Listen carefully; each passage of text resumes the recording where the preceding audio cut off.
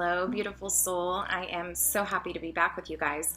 I have taken a couple weeks off from creating these weekly videos because along with 3 business partners, we opened a new intensive outpatient program in Kansas City called Bellator, and we opened in the past couple weeks, and so it's just been pretty intense and busy, and so some things had to shift and change in effort for us to get that off the ground. So I'm back and I'm happy to be here with you guys.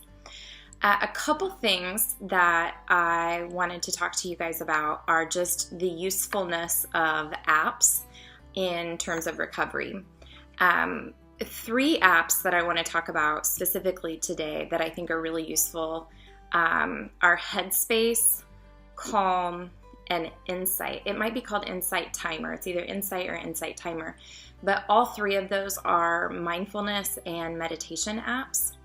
And I know just from my own resistance and then seeing that show up in my private practice with my clients, there's a lot of resistance to practicing mindfulness and practicing meditation.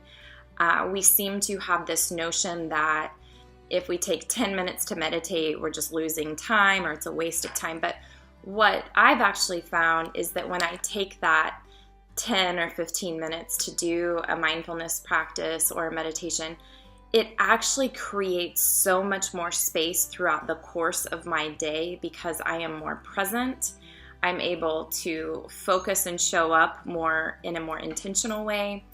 And I just in general feel calmer, and so I'm able to complete tasks in a way that are kind of calm and productive rather than frantic and frenzied and kind of in that overwhelmed state. So all of them are really great tools in terms of just you can select one for stress, a meditation for stress or focus or interrupting behavior patterns that are not useful. That's specifically on the Calm app. Headspace also has different tracks for depression or anxiety.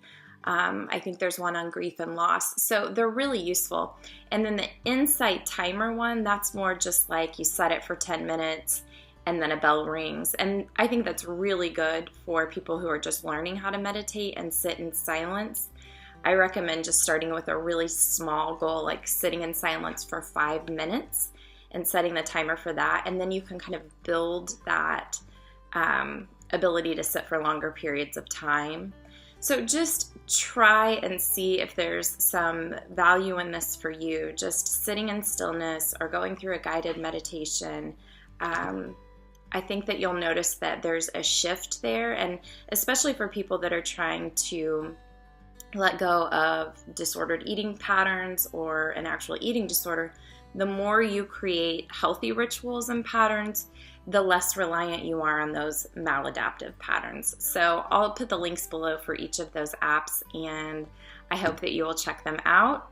We are continuing to create great content for Real and Recovered, and we're working on April's month, so I look forward to you guys continuing that journey with me as well. Take good care.